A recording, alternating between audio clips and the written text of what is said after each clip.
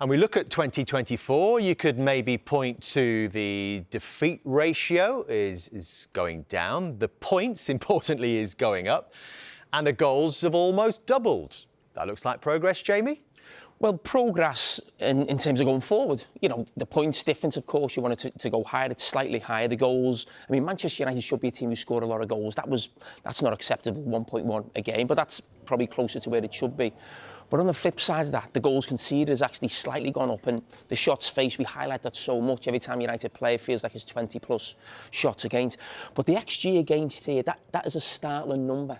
I mean, 1.7 is really poor. That is as bad as it gets. Well, let's put that in a little bit more context for you, that figure of 2.1, comparing Manchester United in 2024 with the best teams, those who've been fighting for the title. That's where their numbers are.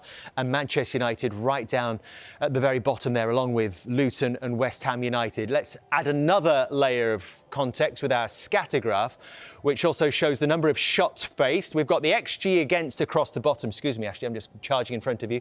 Shots faced, the more shots you face, the lower down you are. So if you're at this top end, you're doing really well defensively. Arsenal, Manchester City and Liverpool all fighting for the title, facing fewer shots and much lower XG against. Nottingham Forest, interestingly, in there as well. They've been good defensively, at least this year, under Nuno Espirito Santo. Ashley's Everton in there as well. Crystal Palace, where are they?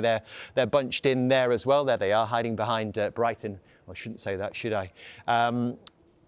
And then down here, we've got Sheffield United, conceded 100 goals, the worst team defensively we've seen in the Premier League.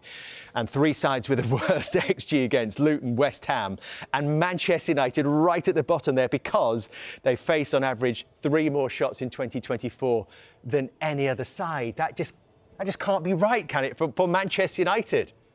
No, I don't think it can be. Like you're saying, you're seeing the figures there and defensive records right down there with the likes of Luton, with the likes of West Ham. It is, like you say, it's startling to actually see that. And, you know, if you think of the club the size, like I say, Manchester United, you'd expect them to be higher up this table at least. And it's the starting base is the defence. The defensive record is where you want to start, and that's the building block. And if you're starting down there, then it's no wonder why they're, you know, conceding as they are. You have pointed this out before, Jamie, and we know that Erik ten Hag responded in his next press conference. He said your analysis was subjective. He felt you'd taken one moment in time. Is that fair?